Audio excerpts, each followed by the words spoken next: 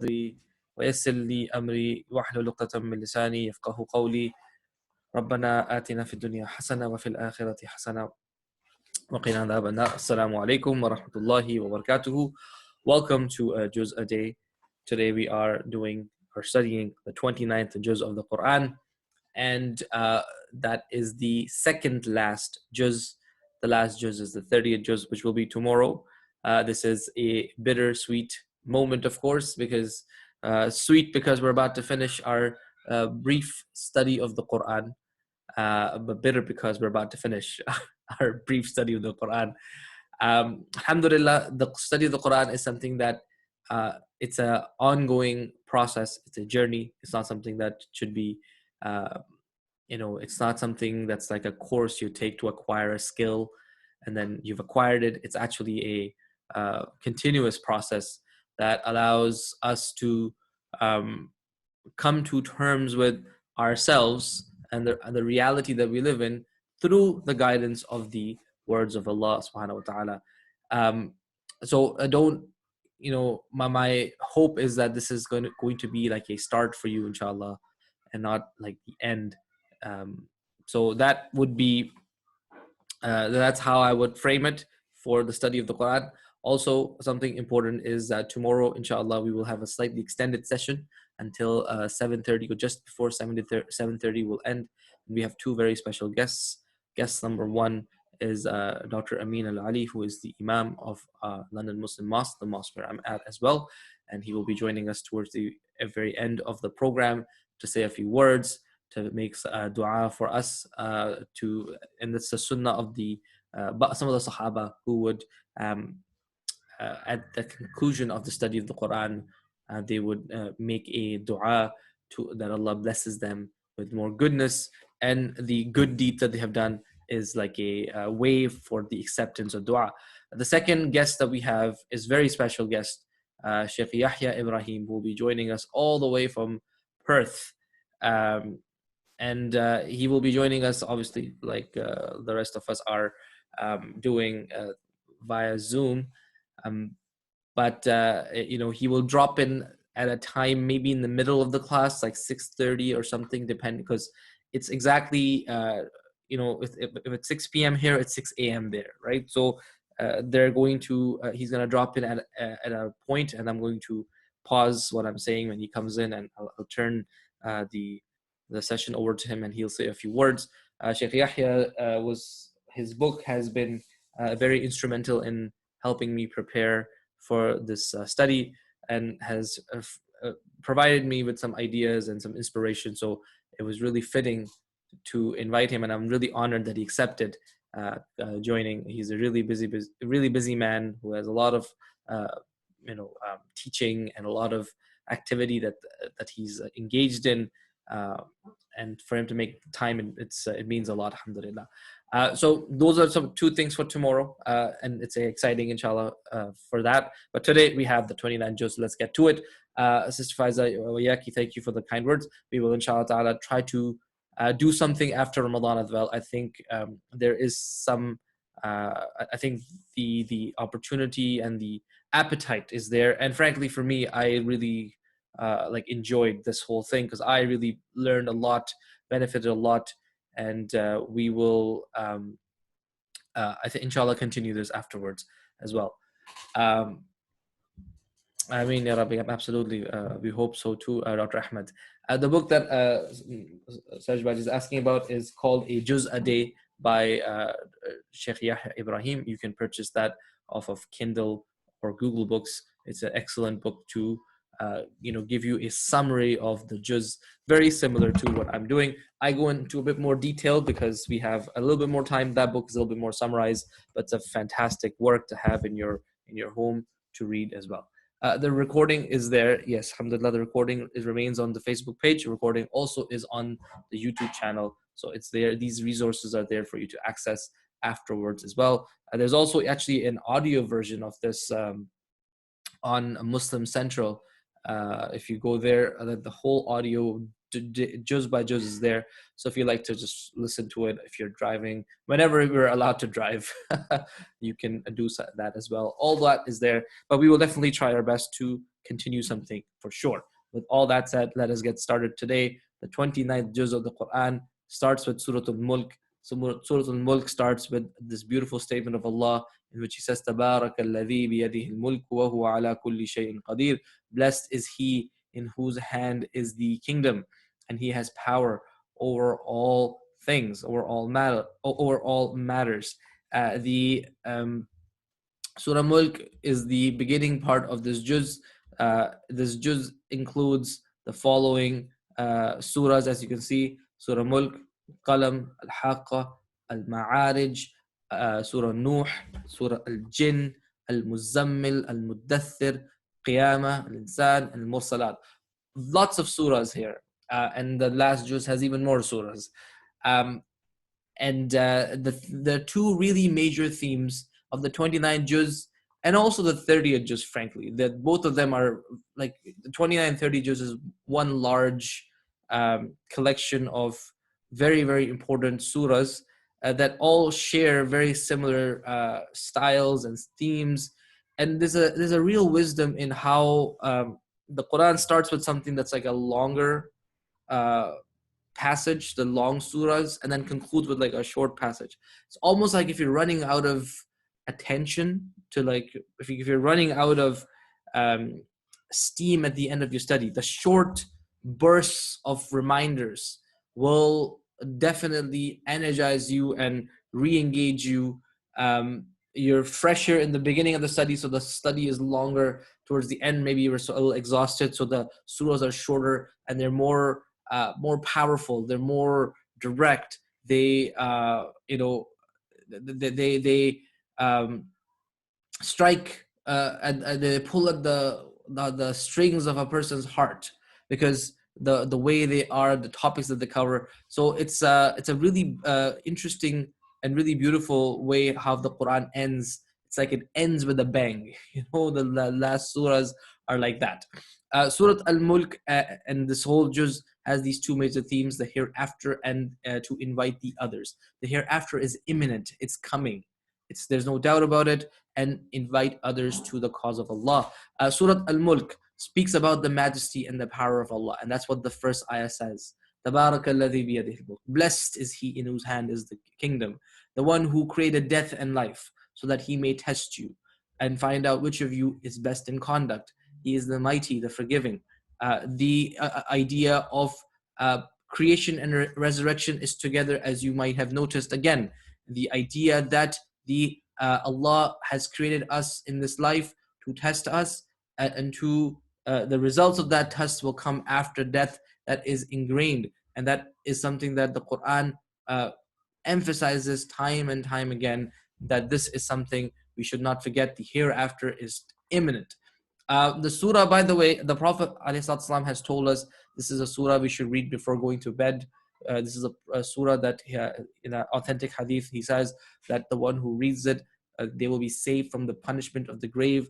The one who reads this, the surah will come on the day of judgment and intercede on their behalf. The surah will be given, like, it will turn from like words on a piece of paper into like a something that speaks, and what that looks like, Allah knows best, but it will be something, it will plead with Allah that, oh Allah, this is a person who would read me, and he committed himself or herself to me, so don't commit them to the fire of hell.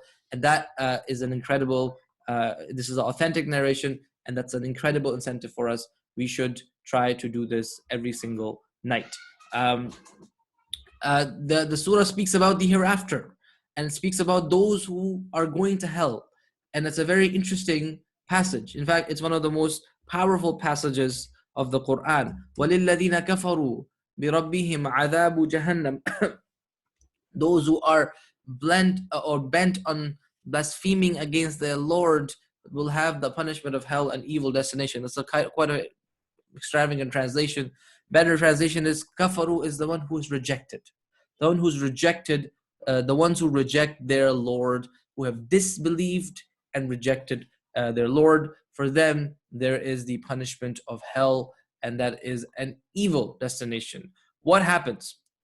What happens when that becomes a reality? We ask Allah to protect us from that. إِذَا أُلْقُوا فِيهَا. when they are cast into it. سَمِعُوا لَهَا شَهِيقًا وَهِيَ تَفُورُ. They will hear its roaring as it boils up. تَكَادُ تَمَيَّزُ مِنَ الْغَيْظِ, as though bursting with rage. This is before their entry, as they're being led to the fire of hell, as they are tossed inside the fire and they're tumbling through, they would hear shahiqan, this howling roar of the fire, and as if it's about to burst with rage. It's as if it's like a monster that's about to devour its prey. So the fire of hell is not just a fire that is, just flames. It is out to get the ones who are in it. It's out to hurt them. And it's got this deep growling sound. It's got fury. It's got anger. It's bursting with rage. We ask Allah to protect us from that. What happens before these people enter the hellfire? Each time a group is cast into it, its keepers will ask them, Alam ya'tikum nadhir?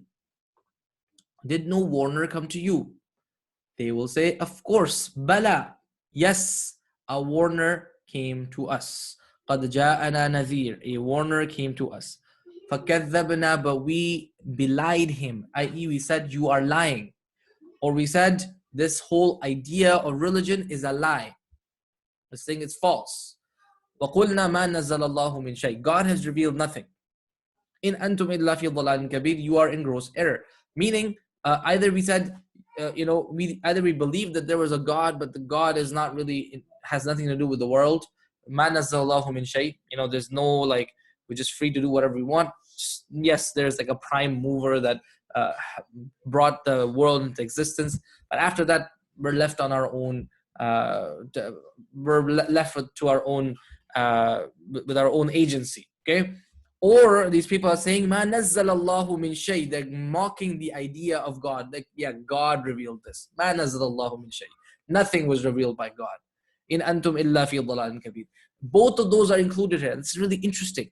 It shows that the ones who's rejecting this 100% knew what they were rejecting. This was not like accidental. It was not just because where they're born. This is a person who flat out rejected the message. Okay, and then they would say, if we had only listened and understood, we would not be the inmates of the fire of hell. If we had only paid attention, if we had only thought, na'qil, if we had only thought, we would not be here today. This is also an interesting expression, because sometimes, especially in society today, where religion has been made like it's like the black sheep. It's like something that no one wants it. No one wants to touch it. Kids who grow up wouldn't want anything to do with it. That's how it's cast. It's cast as backwards. It's cast as, a frivolous endeavor. It's cast as whatever, something that makes you do irrational things. And people, if they were to accept that narrative, who's to blame? Themselves. Nasma'u naqil. If we'd only heard what was being said, if we'd only paid some attention and thought for ourselves, we won't be here. فَاعْتَرَفُوا بِذَنْبِهِمْ, and thus they will confess their sin. فَسُحْقًا لِأَصْحَابِ السَّعِيرِ. Far away from God's mercy are the inmates of hell.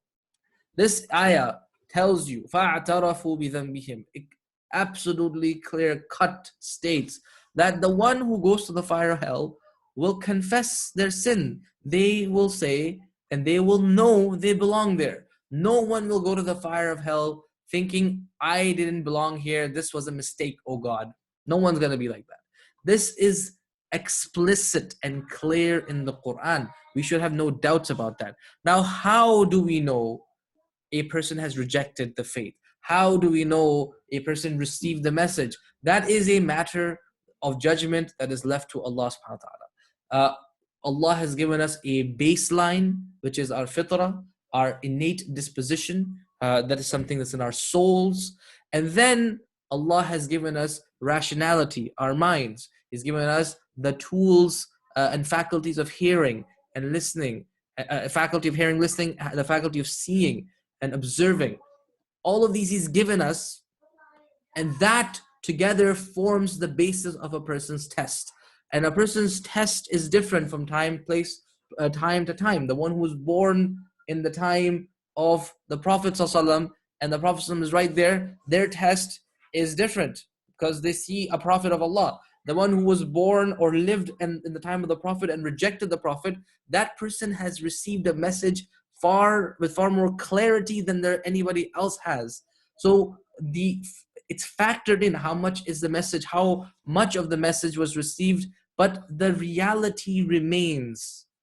All of that is Allah's judgment. He judges who got what and who suppressed what and who followed what. That is 100% Allah's judgment, because He knows exactly our inner workings. What is undoubtedly clear in the Quran is they will confess their sins. Everybody going to the fire hell would accept and would confess that they belong in the fire hell. No one would say this was a mistake.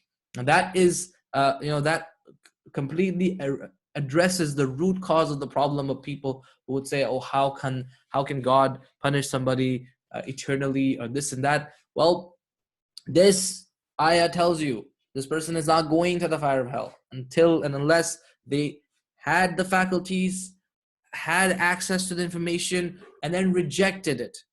Okay, and then they confess that yes, we were wrong and we belong here. So it destroys that premise completely. We ask Allah to give us understanding, and we ask Allah to protect us from this situation. Ameen ya Rabbal Alameen. Of course, when Allah mentions the fire of hell, He also mentions the ones who are in paradise. إِنَّ الَّذِينَ يَخْشَوْنَ رَبَّهُمْ بِالْغَيْبِ لَهُمْ مَغْفِرَةٌ وَأَجْرٌ كَبِيرٌ. Those who fear the Lord in the unseen will have forgiveness and a rich reward. And whether you speak in secret or aloud, He knows what is in every heart. How could He who created not know His own creation? أَلَا يَعْلَمُ مَنْ خَلَقَ. It's a rhetorical question, a very beautiful one. How can the one who created not know the one He created? Yes, of course He knows. He knows really well. He knows us intimately. وَهُوَ اللَّطِيفُ الْخَبِيرُ. He is the most subtle in His wisdom, the all-aware. Latif is actually someone who knows us intimately. Khabir, very well, like He knows our internal workings. Latif, He knows our external, appearances and our actions. Al-Khabir, Latif is our thoughts and our what's the decision making that we do within us without verbalizing. Al-Khabir is what we verbalize and what we say. So there's a beautiful symmetry there in that name, that He knows us really, really well. Of course, Allah says, invite people to Allah. Invite using His signs. Invite using His signs. أَوَلَمْ يَرَوْا إِلَى الطَّيْرِ فَوْقَهُمْ صَافَّاتٍ. Do they not see the birds above them spreading and closing their wings? None save the merciful sustains them. Surely He observes all things. And again, this is still not there. This is still a mystery. How birds remain, airborne. This is still a mystery that we are not fully aware of. But subhanAllah, Allah says this is actually something, and He highlights that this is the mercy of the most merciful that allows them to be airborne. There are signs of Allah that are logical. He says, look, قُلْ أَرَأَيْتُمْ, أَمَّنْ هَذَا الَّذِي أَمَّنْ هَذَا. These are questions that are asked, that make you think. And then the thinking here is, who is there to defend you like an army besides the Lord of mercy? Okay, if Allah wants to take you down, is there anybody who could help you? Who can give you, if Allah decides to withhold something, if Allah shuts a door on you, is there anybody who can really open that door? This is the question. And these are questions that are asked that a person with experience, who's lived life, they can answer that definitely. If Allah has shut a door, khalas, there's no way, no one's opening that one. Right? If Allah has decreed that to happen, nothing is going against that decree. And this is, again, an appeal to logic, and an appeal to also emotion. Emotion that, look, Allah has given you all this that you have. The faculty of hearing, the faculty of seeing, the hearts here, al-af'ida, the faculty of reasoning, the ability to use emotion and logic together. Af'ida, the synthesis of that is al-af'ida. قَلِيلًا مَا تَشْكُرُونَ. These are complex things. Allah has given this to you, yet you are seldom grateful. And these are given for us to use to understand our purpose. قُلْ هُوَ الَّذِي ذَرَأَكُمْ فِي الْأَرْضِ. It is He who scattered you on the earth, and to Him you shall be gathered on the day of judgment. So these are beautiful ways that Allah invites logically. Look here, think about this. Be grateful to the one who's given you all these things. An incredible way to invite, and of course, with the punishment of the hereafter mentioned, the urgency is pressed in front of us, that this is an urgent matter. Don't delay it for too long. Surah Al-Qalam, which is the next surah, surah number 68, also known as Surah Noon, because it has Noon here in the beginning. Noon wal qalami wa ma yasturun. Noon, by the pen and all that they write. And this surah Al-Qalam is the second surah revealed after Al-Alaq. The first surah revealed to the Prophet ﷺ was Iqra bismi rabbika alladhi khalaq, which we'll cover tomorrow inshallah. This is the second one that was revealed to the Prophet ﷺ. And Al-Qalam was the pen. It's the pen. What is the pen? The pen is a reference to two things here. The first is it's a reference to the very first thing that Allah subhanahu wa ta'ala created, which is the pen, right? The Prophet said that inna awwala ma khalaqa Allahu al-qalam faqala lahu uktub faqala ya rabbi wa ma aktubu qala uktub al-qadara qala fajara al-qalamu fi tilka as-sa'a bima kana wa ma huwa ka'inun ila al-abad. The first thing that Allah created was the pen, and He told the pen, write. The pen asked Allah, what do I write, O my Lord? Allah said, write the destiny of people.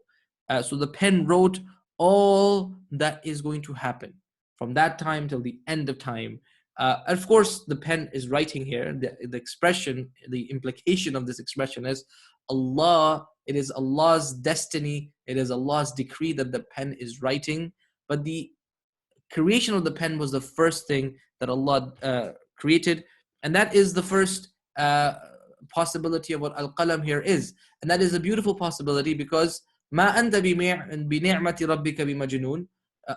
Allah is telling the Prophet ﷺ, you are destined to be a prophet, O Allah. You are not, it's not a mistake, it's not like something's gone wrong. You are destined to be Allah's prophet, the last prophet. You have not gone crazy. You are going to have an endless reward. You are of a truly sublime character. Okay? You deserve this. You are made for this. You are the one who is the Prophet of Allah ﷺ. And it's interesting that Allah subhanahu wa ta'ala is telling this to the Prophet ﷺ, because this is the second surah that's revealed, and he's kind of like, as you can imagine, as a human being, you would be, there's a whole host of emotions that are going through. So it's so reassuring. Allah is saying to the Prophet ﷺ, you are destined to be the Prophet of Allah. You are it. You are the one. Sallallahu The other possibility of Al-Qalam is the pen, that is the instrument of writing, and how people write with it to acquire knowledge. And this is a beautiful there's a beautiful symmetry here between the first and the second surah. The first is Iqra bismi rabbika alladhi khalaq, second is Noon wal Qalam. Iqra is read, second is write. Subhanallah, that's the process of acquiring knowledge and learning, and that is what our religion values very highly, acquiring knowledge and learning about all things, but specifically acquiring knowledge and learning about the tenets of our faith and the message particularly of the Quran. These are important things, and it's a very nice there's a nice symmetry there, and both possibilities can exist at the same time, as is the case here. Okay, the Prophet ﷺ is destined to be a prophet. Then Allah says, be patient, O Prophet of Allah. This is not going to be easy though. This is not going to be easy. فَلَا تُطِعِ الْمُكَذِّبِينَ. Don't yield to the deniers of the truth. You're going to be influenced by them. Don't be influenced by them. Just, they will want you to make some concessions. Don't make concessions, particularly in the tenets of the faith. Concessions are made, like the Prophet ﷺ made a concession when he was signing a peace treaty. Okay, that's just smart, wise. That's wisdom. That's acting in a very smart way. But on the tenets of our faith, there is no compromise. The people of Makkah actually said to the Prophet ﷺ, hey, how about you worship Allah, or we all worship Allah one day, no idols, and then the next day we all worship our own gods. And then the third day we go back to worshiping Allah, and then the fourth day we go back to worshiping idols. How's that for a deal? Okay, like one day of every two, no idol worship, only worshiping Allah. And the other day, we're all free to do whatever we want. We're not even forcing you to worship our idols. You can still worship Allah. That was the deal they offered to the Prophet ﷺ. You know, imagine if this was offered to like us. Hey, one day everything goes by the law of the Quran and Sunnah. Sharia law is implemented on one day, and the normal conventional law is implemented in the second day. Just as an example, I'm telling you this, right? The Prophet ﷺ did not accept that. He said, no, I will not condone worshipping of idols. On the tenets of faith, there is no compromise. But, you know, for matters of policy and, you know, decision making and choices, yes, there is compromise, and the Prophet ﷺ made that. But the core, absolutely not. وَلَا تُطِعْ كُلَّ حَلَّافٍ مَهِينٍ. Don't yield to any contemptible swearer of oaths. Here again, Allah subhanahu wa ta'ala is telling the Prophet ﷺ, be watchful of the influence of people who can mislead you and could pressure you into making wrong decisions. Don't be like that. And that's a lesson for us. You know, we shouldn't be, we should be very careful of the influences that we have in our lives, because that very, very frequently will determine how we lead our lives and what choices we make. The influences and the pressure that they put on us, it's a real thing. This has a story of the Ashab al-Jannah, the people of the garden. These were people that Allah doesn't mention who exactly they were, but they are very fickle, very short-sighted, extremely, almost like they're foolish actually. And what's interesting is that they thought that they had a garden. They wanted to go to their garden to harvest their food, but they didn't want to give anything to like the poor people. So they're like, you know what, let's go to our gardens in the morning. Then فَتَنَادَوْا مُصْبِحِينَ, and then don't let any poor person enter today. Okay, don't share any of your wealth with anybody today. But little did they know, the night before, their garden was destroyed by a storm. So when they came upon their garden, they're like, wait, where's our garden? We've lost our way. This is not our garden. But then they realized, oh, this is actually it, but it has been destroyed. And then there was actually a good person there, and he's like, hey, didn't I tell you we should be glorifying God and saying inshallah and sharing and doing all the good stuff? But at that time it was too late. Subhana Rabbina inna kunna zalimin. And of course, they also blamed each other. They started to blame each other. It's your fault. It's your fault. What the story shows in the middle of this whole thing is that, oh, the Prophet, your job is to be patient, and your job is to not give up. Don't be like these fickle people. Don't be like people who, when good is happening, they want to keep it all to themselves, don't want to share any of it with anybody. And when something bad happens, they're like, what? How could it happen to me? And then started blaming others for their mistakes or blaming others for what befell them. Don't be like that. That's not actually somebody who is wise. That's not somebody who is a role model in any way. That is what one of the reasons, one of the wisdoms of that's there. And then Allah describes a scene from the Day of Judgment where He says, يَوْمَ يُكْشَفُ عَنْ سَاقٍ وَيُدْعَوْنَ إِلَى السُّجُودِ فَلَا يَسْتَطِيعُونَ. On the day when, now this is an interpretation by the translator here. The meaning of the word saq is actually shin. When the day when a shin is laid bare and they're called to make sajda, then they will not be able to do so. What does this ayah refer to? Its ayah is referring to two things. Yukshafu an saq is an expression according to Abdullah ibn Abbas, which means huwa yawmu karbin wa shidda, the day of devastating terror. It's in like a lot of fear and anxiety. That's the day when Allah subhanahu wa ta'ala will call people to make sajda, and the disbelievers will not be able to do so, but the believers will be able to do so. Okay, that's one interpretation. The other one is that on its apparent meaning is actually, there's a hadith about this, that Allah subhanahu wa ta'ala has a shin that is befitting to Him, not like the human shin. It doesn't look like it. it's not shaped like it. It is befitting to Him, and these are attributes of Allah that we don't question how they are. We affirm them as they are, without being consumed by the reality of it. Okay, so this is actually a hadith that يكشف ربنا عن ساقه فيسجد له كل مؤمن ومؤمنة ويبقى من كان يسجد في الدنيا رياء والسمعة فيذهب ليسجد فيعود ظهره طبقا واحدا. This hadith talks about on the Day of Judgment when this Allah lays his shin bare, the believers will be told to make sajda. The disbelievers can't do it in the first place, but all believers will be able to do so. But the one who was doing sajda and practicing their faith out of pretentiousness, showing off, they won't be able to, and their back would be like a stiff, like one stiff piece, and that would be a humiliation for them, that their life's work that was done just to keep up appearances and just out of pretentiousness is all lost on that day. يوم يكشف عن ساق فيدعون إلى السجود فلا يستطيعون ويدعون إلى السجود فلا يستطيعون. They will be called to prostrate themselves, but they won't be able to do so. So that is that, and unfortunately what will happen to these people is khashi'atan absaruhum. Then there will be shame and regret. Their eyes will be cast down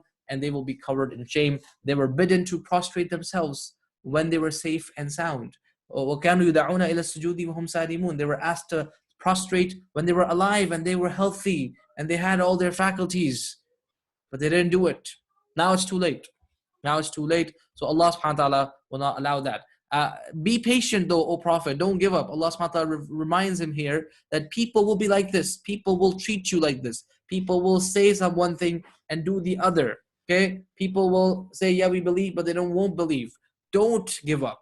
فَاصْبِرْ لِحُكْمِ رَبِّكَ. Wait patiently for your Lord's judgment. Don't be like the man who, having been swallowed by a whale, called out in distress. And this is Yunus alayhi salam.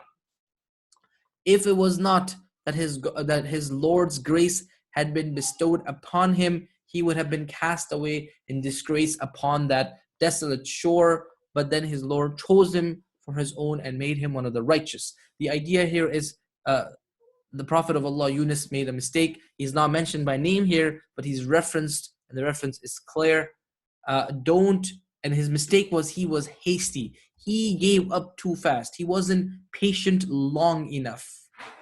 So Prophet of Allah, don't give up so fast. Be patient until your Lord has decided what he is going to do. And this is again in the very early parts, the second surah that was revealed to the Prophet sallallahu alaihi wasallam. Allah subhanahu wa ta'ala is telling him to do this, and he's preparing him mentally. It's going to happen. He will call people. People will be fickle. People will do things that are irrational. People will say, yeah, we're with you, but they're not going to be with you. That's what happens in Medina.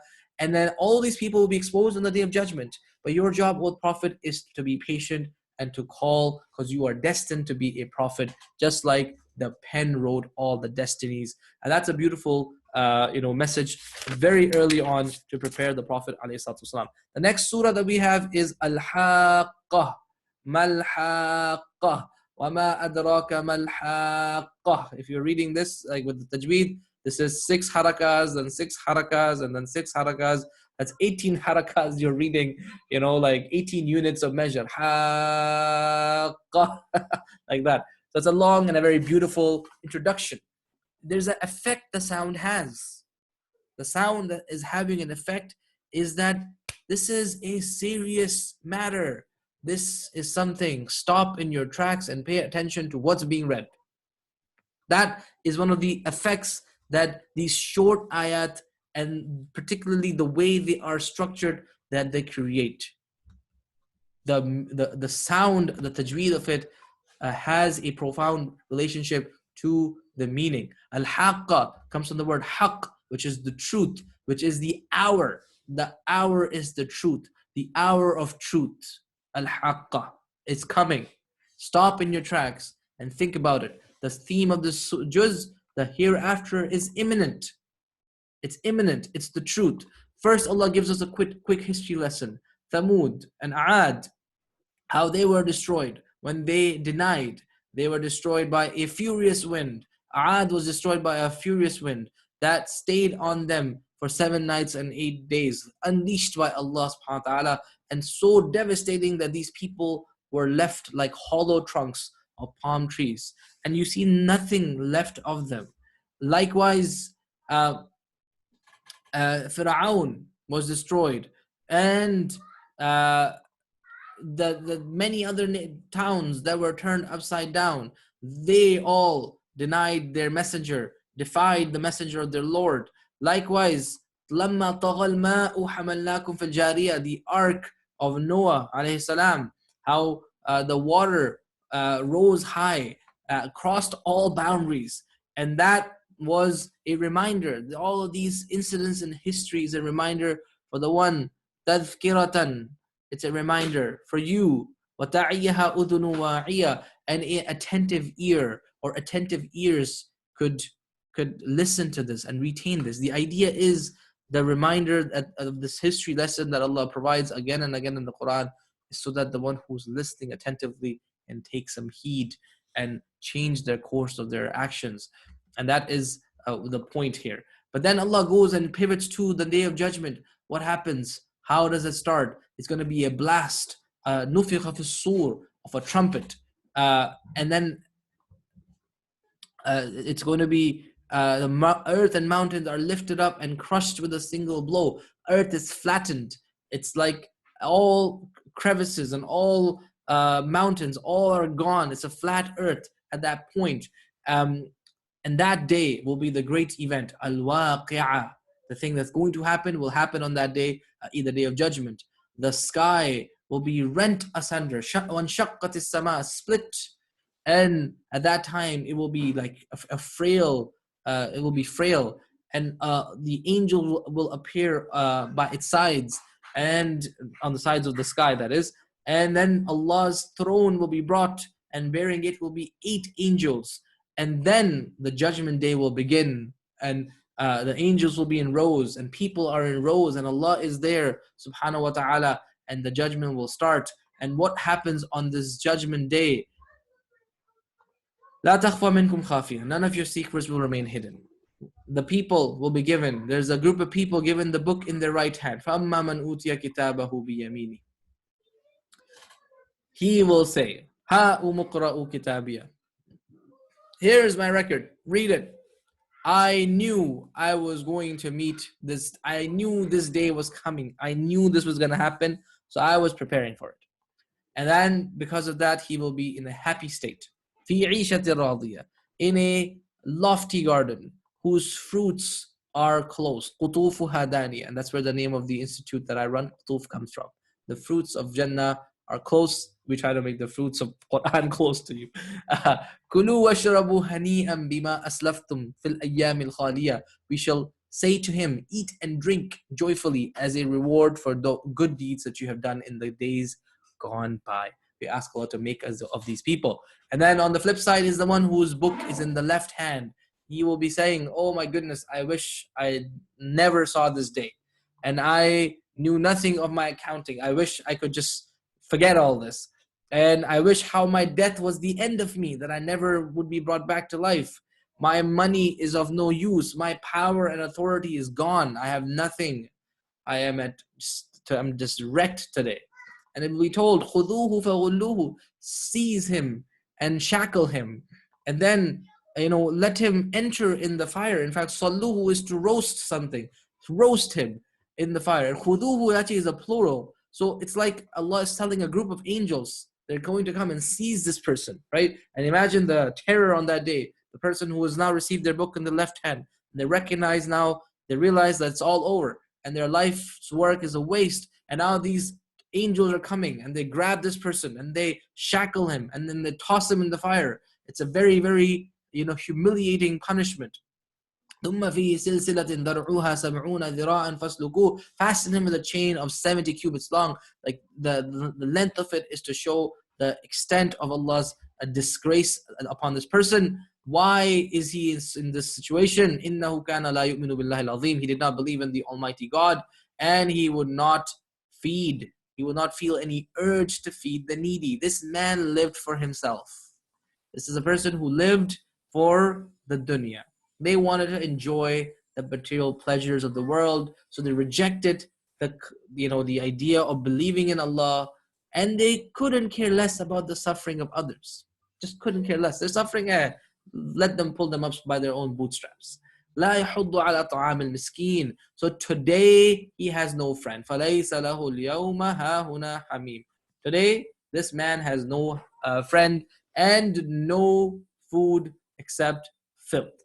Subhanallah, we ask Allah's protection from such an evil end. It shows, by the way, that the believer, as you notice, should be focused on believing in Allah and doing good, and particularly doing the good of feeding people food.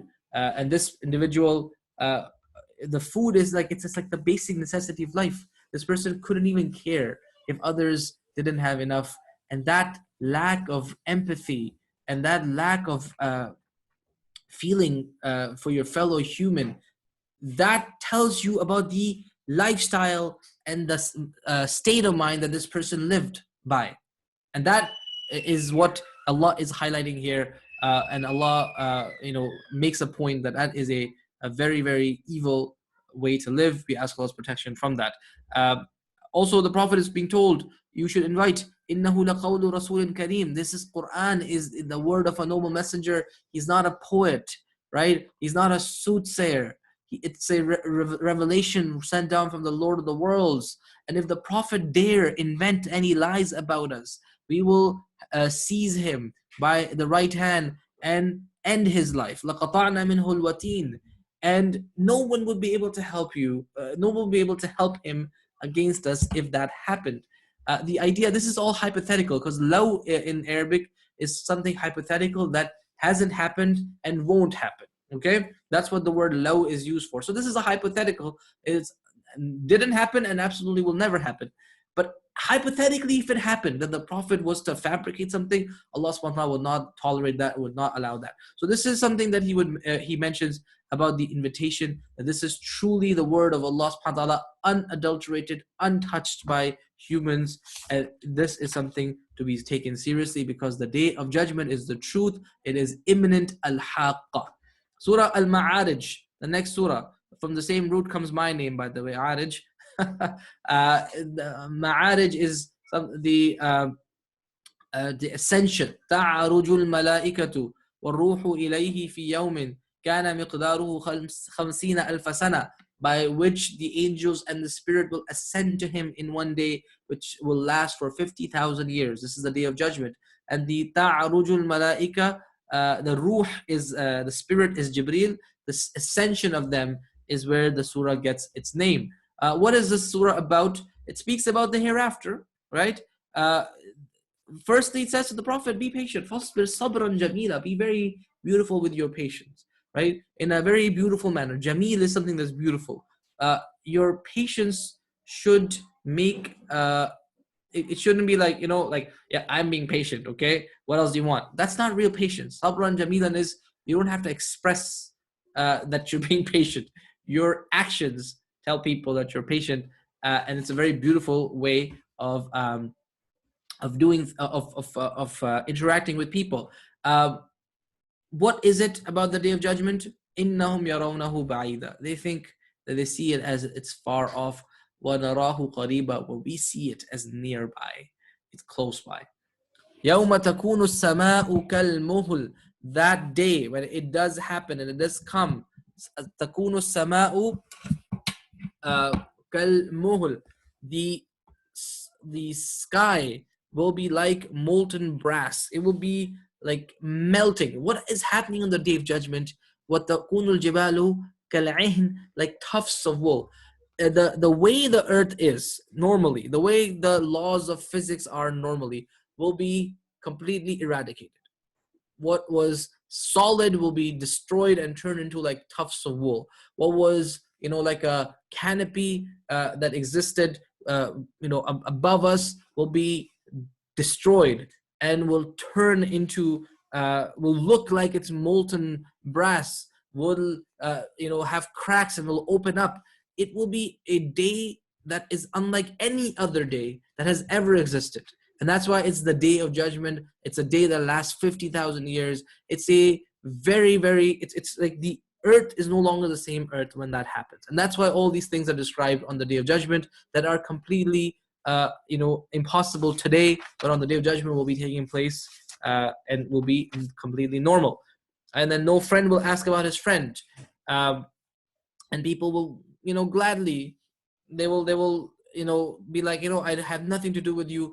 If I need to save my life by ransoming you, meaning I can ransom you and you go to the fire hell and I'll be safe because of you going to the fire hell, I'll gladly do that, even though you were my friend and my wife, my brother, my family. I wouldn't care any more on the day of judgment. That is what the surah is saying. The person wouldn't care anymore who goes to the fire of hell so they can be saved, whether it's their family, their wife, their kids, their friends. Nothing would matter to them. As long as I am saved, oh Allah, I couldn't care less. That is what the day of judgment will do to the people. That's not how people normally act. People will rather save their kids. If they have to starve, they'll starve, but their kids will eat. They would provide for their families and they would suffer, right? That's how we are in the world, alhamdulillah. But on the day of judgment, exactly the opposite. That is what Allah is trying to highlight here. The day of judgment is going to be exactly the opposite of how normal days are. Normal behavior will be gone on that day. What happens on that day then? What is the people who are rejected Allah will be in a raging blaze. إِنَّهَا لَظَى نَزَاعَةً لِلشَّوَى. It is, this blaze is not just a fire. It's stripping away his skin and his flesh. Okay, it's like eating away at it. And it will تَدْعُو مَنْ أَدْبَرَ وَتَوَلَّى. It will, call. It will, call out to the one who rejected and ran away. So it's not just burning, it's torturing and it's taunting. وَجَمَعَ فَأَوْعَى. Who amassed wealth and hoarded it. The one who rejected, turned away from faith, and then focused on just material pleasures and hoarding, couldn't care less about the suffering of others. All they could care about is their own material enjoyment. So today, the fire of hell would strip them of their flesh, would taunt them as it's doing so. We ask Allah's protection from that. Also, on the other side is Allah says, well, humans are like this. They're impatient. When good happens, or bad happens, they start lamenting. When good happens, they become miserly. They're like, I'll just keep this to myself, or it's because of me that this happened. إِلَّا الْمُصَلِّينَ. But not so the ones who are praying, the worshippers. This is what Iman can do to the person. Iman can make a human being the best of humanity. It can take away all the evil characteristics that a human can have. It has the power to eradicate that. It will make a person, the one who worships, steadfast in their prayer. The one who gives a due share to the one who is destitute and the one who asks for help. The one who believes in the day of judgment. These are descriptions of the believers. The ones who are afraid and fearful of the punishment of their Lord, because the punishment of their Lord is not something to be taken lightly. They are the ones who preserve their chastity. Of course, that's whatever is permissible. That is something that they engage in. But those, other than that, they don't have, intimate relations with other. They only have intimate relations with their spouses. وَالَّذِينَ هُمْ لِأَمَانَاتِهِمْ وَعَهْدِهِمْ رَاعُونَ. Those who are faithful to their trust and pledges, those who stand by their testimony, those who are steadfast on their prayers, there are the ones who will be honored in the gardens of bliss. We ask Allah to make us of these people. I mean, the comparison of the disbeliever, who is, in this case, the one who just has only the concerns of acquiring material gains and only focus on just enjoying all the pleasures of the world. That's a danger that I would say a lot of the world is like that today. SubhanAllah. That is the mindset of the people today, of just hoarding and enjoying and amassing and having a good time.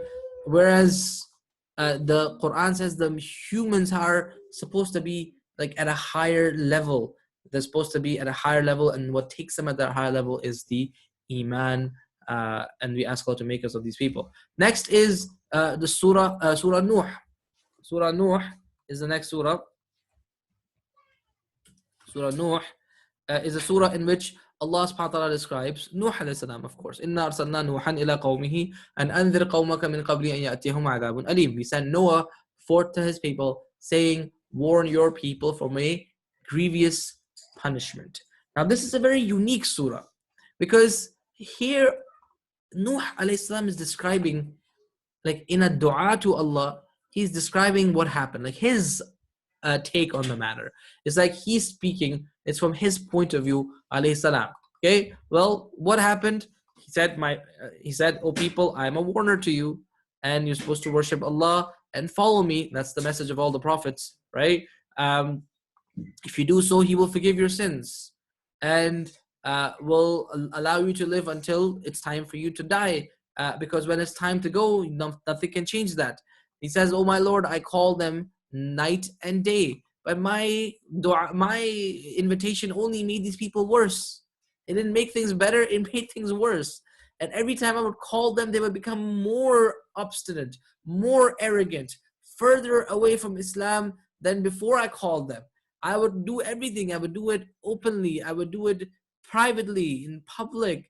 I would tell them what the religion is. Oh, ask forgiveness for your Lord. He is most forgiving. If you ask forgiveness, He will forgive your sins, but also in the world, He'll give you blessings, abundant rain, kids, and wealth, and gardens, and waterways. He will give you the world and the next. Turn to Him and ask for His forgiveness.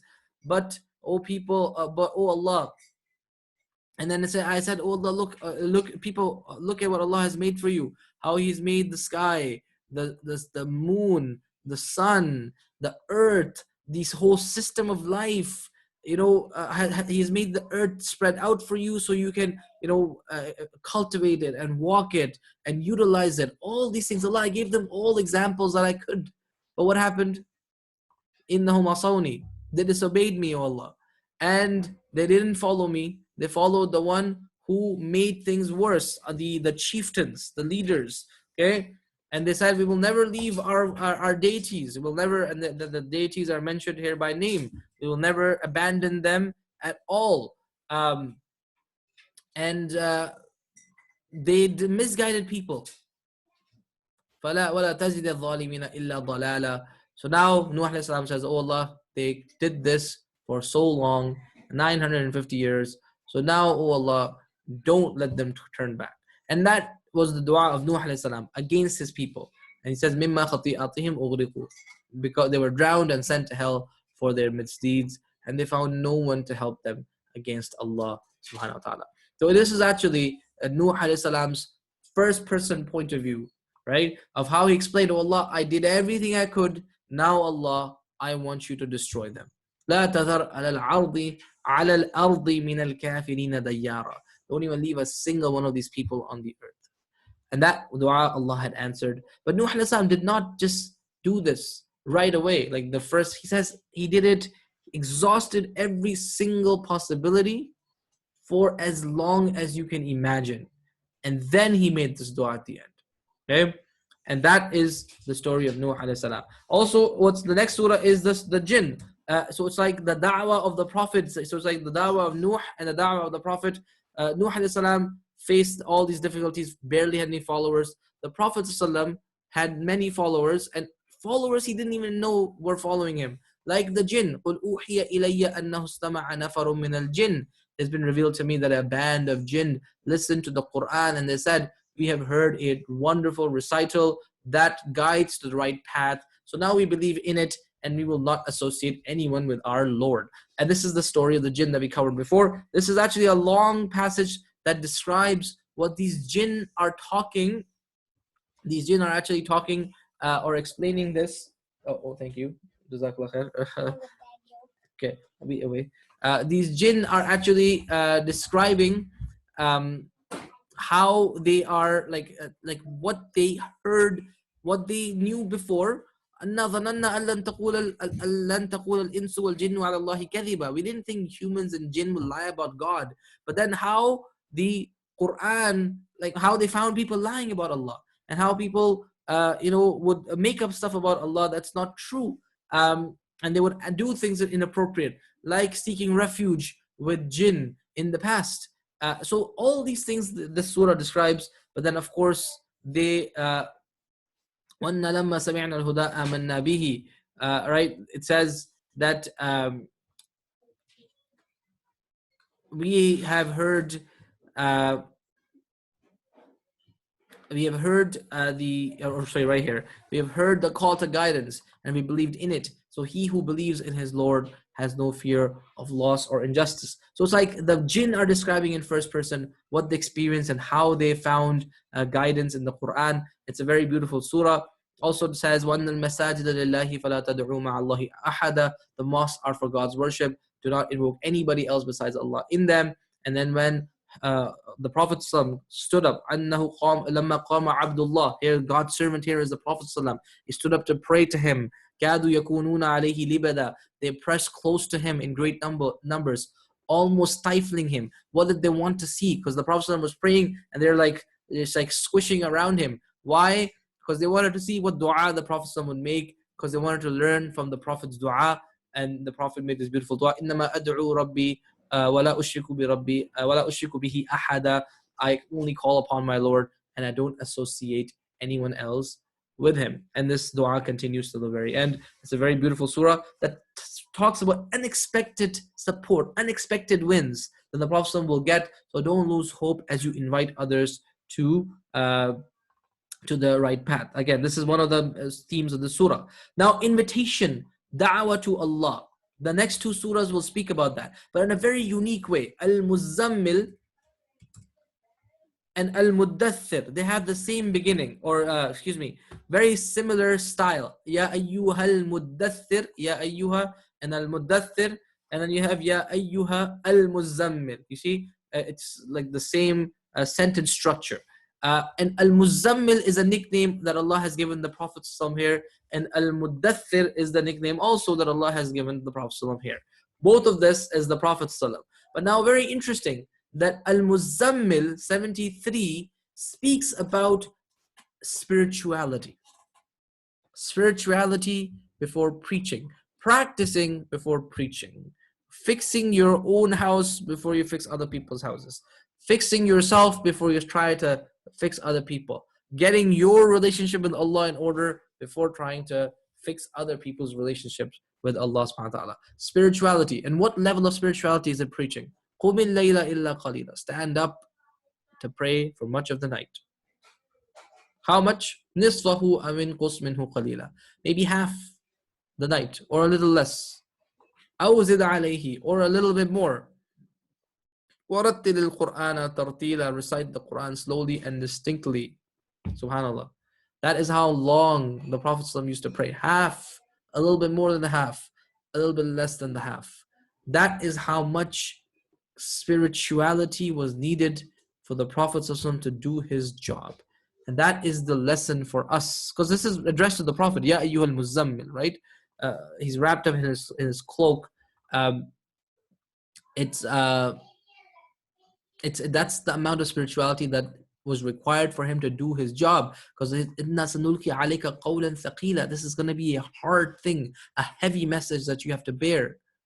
So get ready for it by connecting yourself to your Lord, by praying and praying at night. We ask Allah to give us the tawfiq to do this. Ameen ya Rabbil Alameen. Al-Muddathir speaks about now preach, da'wah, invite. In fact, Al-Muddathir is not just someone who's wrapped in his cloak. It's somebody who's scared and he's kind of like in a comfort zone. So Allah says, Ya ayyuhal Muddathir, O you who is like in his comfort zone, qum fa'anzir. Now get up and warn. Get out of your comfort zone and warn. وَرَبَّكَ فَكَبِّرْ. Proclaim the glory of your Lord. وَثِيَابَكَ فَطَهِّرْ. Purify your garments. Like purify your outer, because your inner is purified by the worship of Allah that was described in the surah before. وَرُجْزَ فَهْجُرْ. Leave all uncleanliness. وَلَا تَمْنُنْ تَسْتَكْثِرْ. Don't bestow a favor expecting in return something, or expecting something more. Favors or help should be provided just for the sake of providing. وَلِرَبِّكَ فَاصْبِرْ. And for the sake of your Lord, be patient. It's a very beautiful thing. Spirituality before preaching, and then how do you preach? Both of those things are together and both addressed directly to the Prophet ﷺ, to tell him how to do it, and also to give us an idea of where the bar was set for the Prophet ﷺ, so we can try to also get to that level. Also in this surah is a very beautiful description of the hereafter, a very jarring actually description. Kalla wal qamar, no, by the moon, wal layli idh adbar, and by the night when it departs, was subhi idha asfar, and by the dawn when it lightens, innaha la ihdal kubar, surely it is one of the gravest things, nadhiran lil bashar, it is a warning to man, liman sha'a minkum an yataqaddama aw yata'akhkhar, alike to every one of you who wants to go forward or hang back. You want to accept?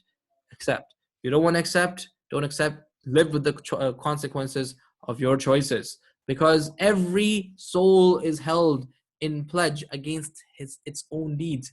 Every soul will have to pay for the consequences of their choices, except those of the right hand. Ashab al-Yamin, you might remember from a couple of days ago.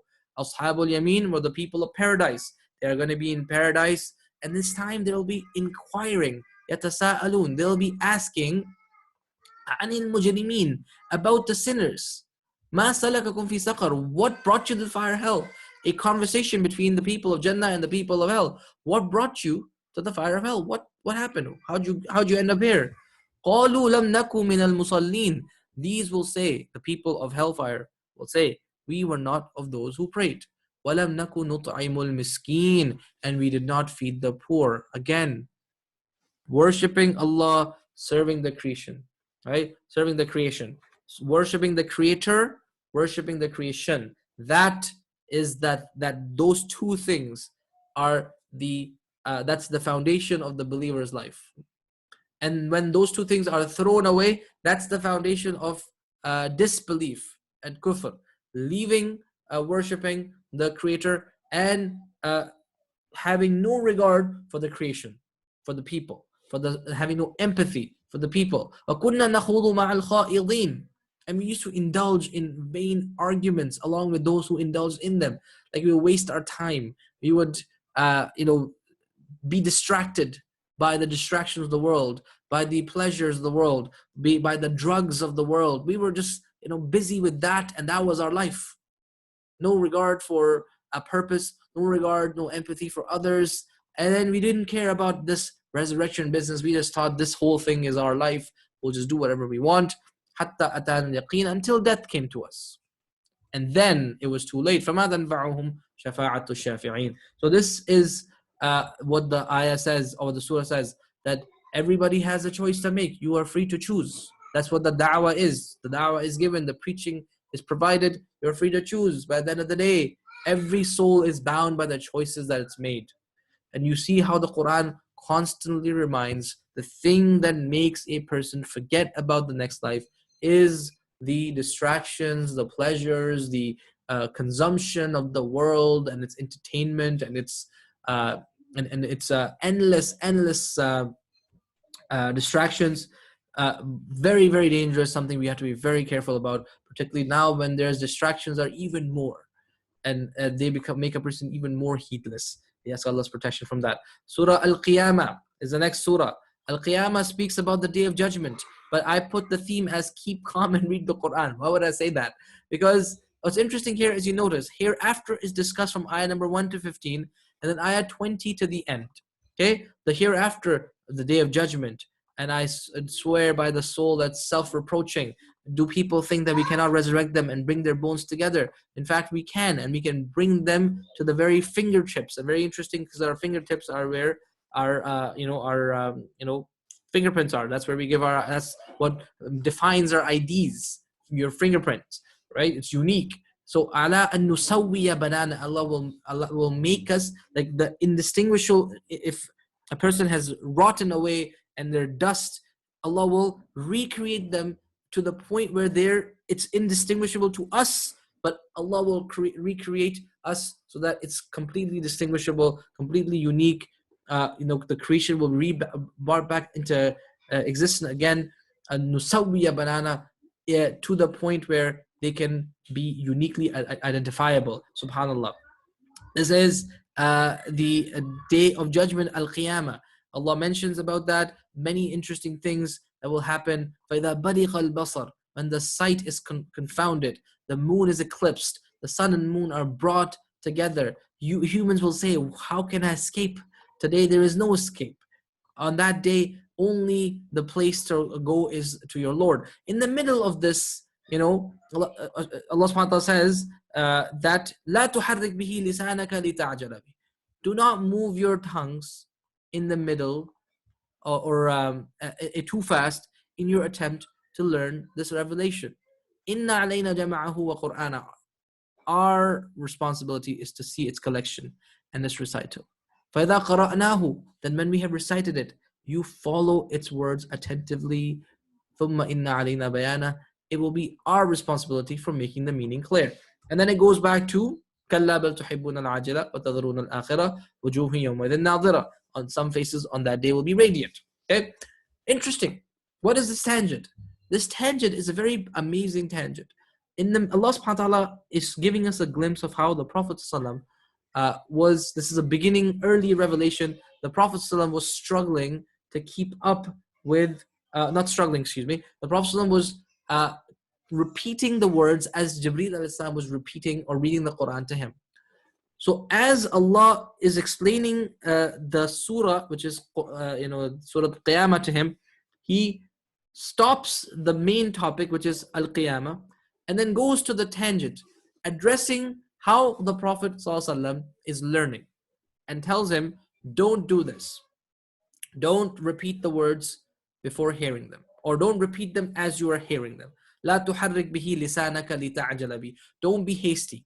Don't think you'll forget. Inna alayna jama'ahu wa Qur'ana. We will make sure that you won't forget it. We'll make sure that it is, you have absorbed it.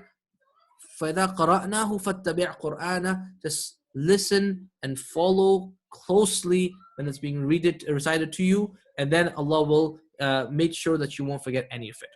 This is a very beautiful tangent because it tells us that as someone who's teaching someone, your responsibility is not just to deliver the content, but also to make sure that the learners are set up for success. And that's what Allah subhanahu wa ta'ala is doing for the Prophet. It's a very beautiful little tangent. It's a little glimpse of how Allah is taking care of the Prophet, and supporting him so amazingly, as the Prophet needs support in every aspect. And that's for us a lesson that Allah is there to support us in all ways. He did that with his Prophet, he does that with us, and he here provides this tangent in a very beautiful way to explain to the Prophet, this is the right way to do things, do that instead. Also, it provides a very beautiful scene, or a very interesting scene on the Day of Judgment. Very beautiful. Faces are there, radiant on that day, looking at their Lord. إِلَىٰ رَبِّهَا نَاظِرَةٌ. We ask Allah to make us of those who will be looking at their Lord on the Day of Judgment. The surah concludes with Allah asking, أَيَحْسَبُ الْإِنسَانِ. Do humans think that they will be left just to their own choices and their to have agency for themselves? أَلَمْ يَكُنْ نُطْفَةً مِّن مَّنِيٍّ يُمْنَىٰ. Was he not once a drop of ejaculated sperm? Something completely worthless, maybe even embarrassing. Then he was something so insignificant, like a leech-like clot, and then Allah shaped him and fashioned him into due proportion. And then fashioning out of him the two sexes, the same drop of sperm, and at that point the clot, you don't know which gender is going to be until later, right? That's why the gender reveal happens later in the pregnancy. And how amazing, how two genders that are different physically, physiologically, but the source of it is the same, and the creator of them is the same. أَلَيْسَ ذَلِكَ بِقَادِرٍ عَلَىٰ أَن يُحْيِيَ الْمَوْتَى. You don't think that the one who is able to do this is able to bring people back to life? You don't think that's possible? That's a very beautiful rhetorical question that Allah asks at the very end of Surah Qiyamah, that the hereafter 100% is real, and the resurrection is 100% real. Surah Al-Insaan is a glimpse of paradise. Okay, it talks about human beings, how humans were لَمْ يَكُنْ شَيْئًا مَذْكُورًا. There was a time where the human beings weren't even worthy of mentioning. They weren't even born. Okay, they weren't even in existence or conceived. So that humble origins should remind us to be humble and have humility. And Allah tells us that He created us and then He gave us as-sabil, hadaynahu as-sabil, showed us the way, whether we will be thankful or ungrateful. The choice is ours, but Allah has shown us the way. The one who chooses to be ungrateful and reject, there is a devastating punishment waiting for them in the hereafter. The one who has chosen guidance will drink from a righteous cup, and then they will drink from a spring that once they have drunk from it, they won't be thirsty again. And they are people who do all the good in this life. They keep their vows. They fear the day of judgment. They feed those who need to be fed, despite their love and despite their need for money and food. They feed the miskeen, the poor, the yatim, the orphan, the asir, the captive. Miskeen is empathy for the poor who has very little or nothing. Yatim is somebody who's easily exploitable, but yet they don't exploit them. They take care of them. Asir is your enemy, the prisoner of war. You should be like, you have animosity. You were just fighting a battle. But no, this is a person who still takes care of the asir. And that shows you how amazing the believer is supposed to be, that they take care of all people, whether they are easily exploitable or not, whether they are hateable or not. No, they take care of them, they provide them, and do this إِنَّمَا نُطْعِمُكُمْ لِوَجْهِ اللَّهِ, for the sake of God alone. We seek neither recompense nor thanks from you. Okay, and then Allah describes how that Jannah is going to be for them. The Jannah that they'll get is they're reclining on couches, not feeling the heat of the sun, not the bitter biting cold, right? This beautiful weather that they will be feeling. Shading branches of trees will come down, clusters of fruit will be hanging low. ذُلِّلَتْ قُطُوفُهَا تَذْلِيلًا. It's easy. Not just that there's a lot of good there. Everything is easy and luxurious and as enjoyable as it can possibly be. There is vessels of silver, goblets of pure crystal will be passed around them. The drink is amazing, but also the container is just as amazing, an expression of luxury. Qawarir, gleaming silver goblets, which have been filled to the exact measure, the perfect amount, and they're given to drink a cup that's flavored with ginger. Ginger, not the ginger of this world. Maybe you don't like ginger of the world, but this is a ginger of paradise. Zanjabila, aynan, from a flowing spring called Salsabil. So this is a special drink from a special place in paradise. Salsabil is the name of that river, and it's the mixture of it is with this zanjabil to give us the idea that this is going to be something that is a very special drink, a drink of luxury and privilege. And everywhere you look, you see great bliss, the beautiful clothing that these people will be wearing of fine silk and rich brocade, adorned with bracelets, and their Lord will give them a pure drink. And then He says, this is your reward. All of that was before was in third person. They. And now He says, this is your reward. Your endeavor is fully acknowledged, as if the scene has shifted from describing paradise to you reaching paradise, and you're now told by Allah, you're here, and this is for you, and your good deeds and your life's work has been accepted. Subhanallah. An amazing feeling. We ask Allah to give us that feeling and allow us to enter paradise. Also, the next passage talks about Quran. Then inna nahnu nazzalna alayka al-Quran tanzila, i.e. the Quran is your way to Jannah. Last surah is Surah Al-Mursalat, which I'll just mention very briefly. It has this phrase that repeats very, very frequently in it. فَوَيْلٌ يَوْمَئِذٍ لِلْمُكَذِّبِينَ وَيْلٌ يَوْمَئِذٍ لِلْمُكَذِّبِينَ. Woe on that day to those who reject the truth, because the deniers are going to be there, O Prophet. You will invite, you will warn, you will talk about heaven and hell, but the deniers will be there and they won't embrace you. So expect that, and those who do so, they will have nothing but regret on that day. We ask Allah subhanahu wa ta'ala to save us from the regret of the day of judgment and from the regret of making wrong decisions. So we ask Allah for His mercy and His paradise. Ameen ya Rabbil Alameen. Jazakumullahu khairan, everybody, for sticking around. Tomorrow, inshallah, will be our khatam, our last juz. I hope to see you there, inshallah ta'ala, along with our special guests. Same time, same place. جزاكم الله خيرا. سبحانك اللهم وبحمدك نشهد أن لا إله إلا أنت نستغفرك ونتوب إليك. السلام عليكم ورحمة الله وبركاته.